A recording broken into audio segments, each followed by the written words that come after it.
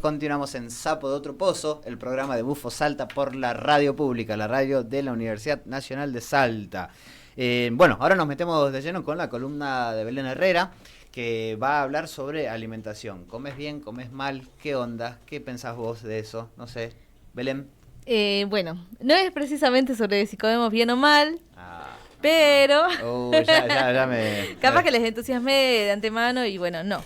En realidad, bueno, había dudado sobre qué podíamos conversar hoy porque pasan muchas cosas, ¿no? En cuestiones medioambientales y la verdad es que todo, por supuesto, para mí reviste de mucha importancia, entonces era como que bueno, finalmente una fecha que de hace unos días, que nos trae una efeméride, me dejó pensando en un tema que creo que es muy importante y sobre el cual tal vez no debatimos demasiado, me parece. Y bueno, sucede que un 17 de abril de 1996, en el estado Eldorado do Carajás, si lo digo bien, en Brasil, sucedió lo que se conoce como la masacre del Eldorado do Carajás. Ocurrió que un grupo de trabajadores rurales sin tierra se estaban manifestando, cortaron una ruta y estaban por movilizarse hacia el estado de Belém, que es la capital de ese estado. Bueno, fueron reprimidos brutalmente, fueron asesinados 21 trabajadores rurales sin tierra, 19 fallecieron ahí nomás en la ruta. En la misma ruta, a ver, pero el reclamo, ¿por qué comienza? Ellos pedían que se expropie una finca que estaba utilizada, que estaba siendo, utilizada, donde se habían asentado más de 3.000 familias desde hace más de un año. Recordemos que esta cuestión de la reforma agraria que se pide en Brasil es de larga data, ¿no? Por supuesto, desde que llegaron los portugueses y se quedaron con las tierras, lo que pasa en toda América Latina, en Argentina por supuesto que también. Entonces, bueno, este hecho que sucedió en el 96 marca la que va a ser luego reconocida como, o el día que va a ser reconocido como el Día Internacional de la Lucha Campesina, el 17 de abril.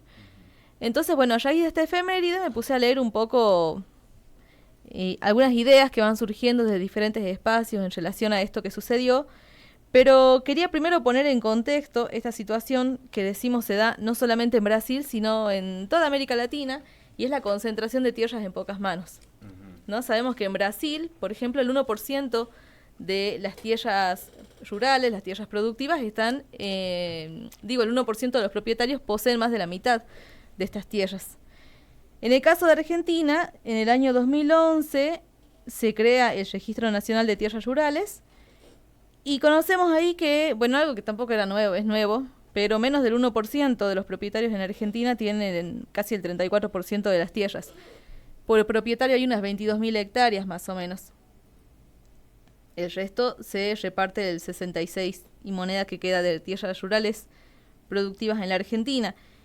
Hay que decir que 26 millones de unas 267 millones de hectáreas están en manos de 1.200 personas. Esto como algunos datos para imaginar. De 267 millones de hectáreas, 26 millones están en manos de 1.200 personas.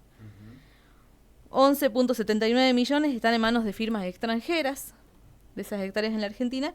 Y poco más del 1%, casi el 2%, que equivale a unas 65 veces la Ciudad Autónoma de Buenos Aires, están en manos de firmas que tienen domicilio en guaridas fiscales. Tierras argentinas, tierras productivas, tierras rurales argentinas. Uno de los grandes artífices de esto es esta persona que ha sido reivindicada y que es reivindicada por el gobierno actual, el gobierno nacional de Javier Milei, y es el expresidente Julio Argentino Roca, ¿no? Que llevó adelante en 1885 este genocidio conocido como Campaña del Desierto y que tuvo como resultado que unas casi 19 millones de hectáreas se repartieran entre 538 personas. Tampoco es una novedad, pero capaz que es importante por ahí recordar que los principales beneficiarios de ese reparto que hizo Roca en su momento eran miembros de la Sociedad Rural Argentina que presidía Martínez de Hoz. Por ahí suenan algunos apellidos, igual que los apellidos de las familias que se quedaron con estas tierras.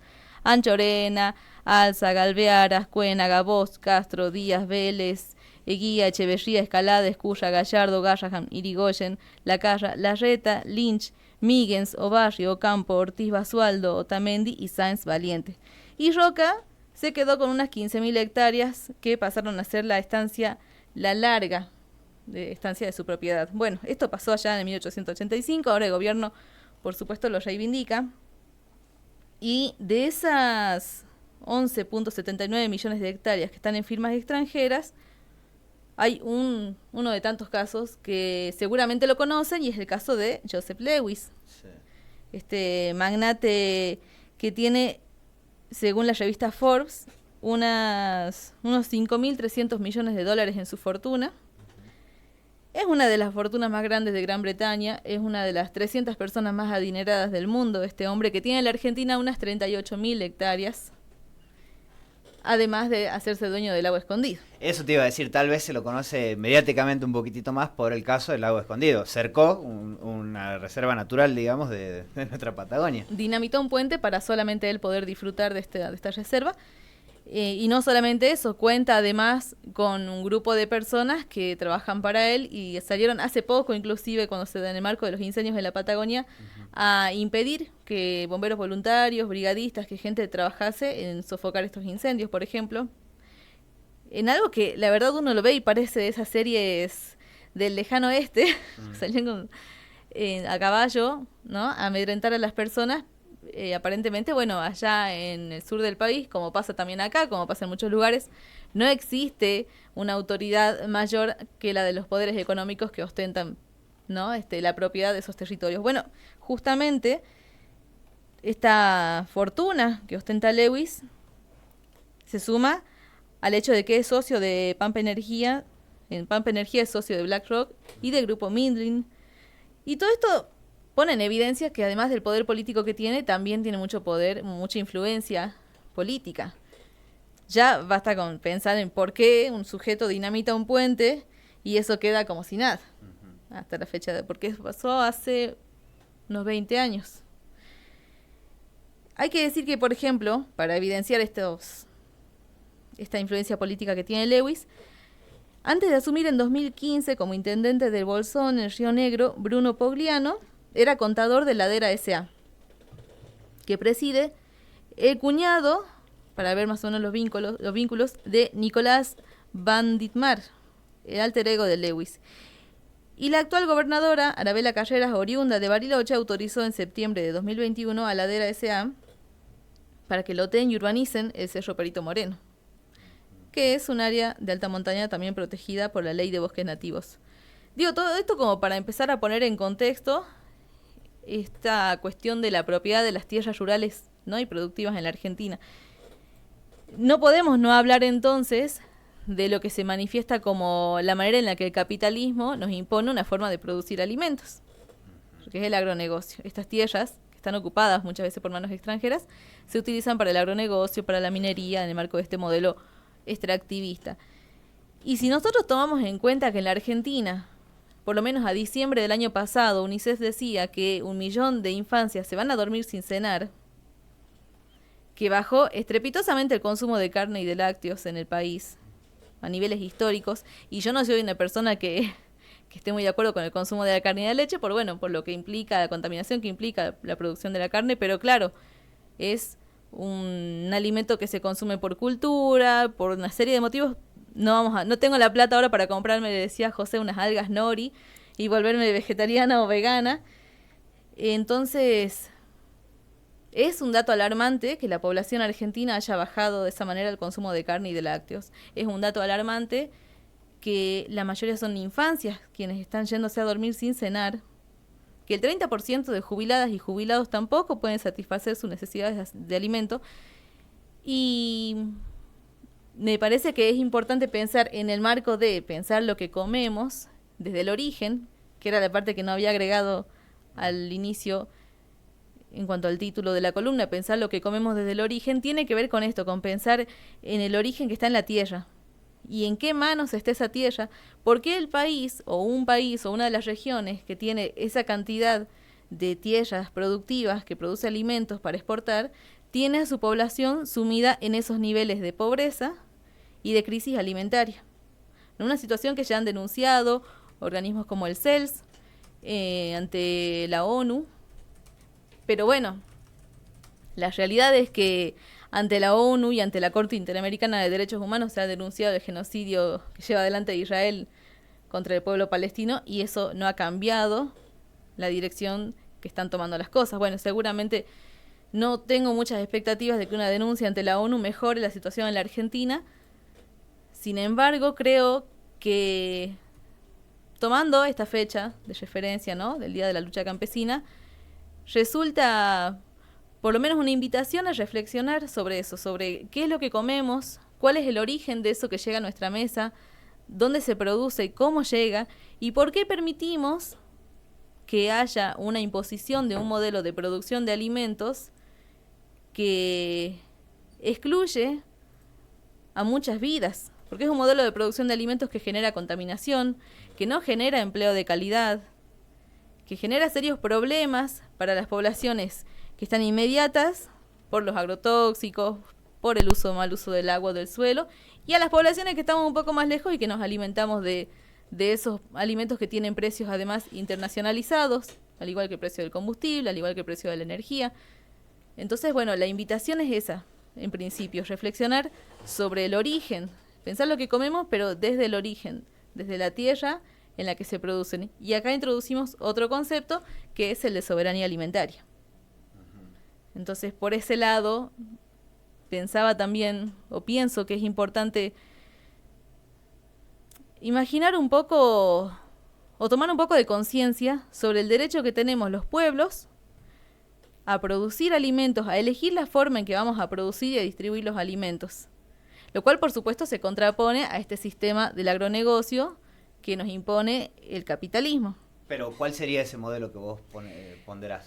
No estaría ponderando un modelo en particular, pero sí creo que la lucha campesina justamente es la que nos va indicando por dónde deberíamos ir o hacia dónde mirar, entendiendo que el campesinado trabaja en la producción de alimentos desde un lugar en el que entiende los tiempos, por ejemplo, de la naturaleza, ¿viste? Que entiende que hay una manera de manejar el suelo y de cuidarlo, de cuidar el agua, con todas las contradicciones que uno pueda señalar, porque de repente quizás para mejorar esa calidad de ese producto o la producción en sí mismo necesita cierta maquinaria.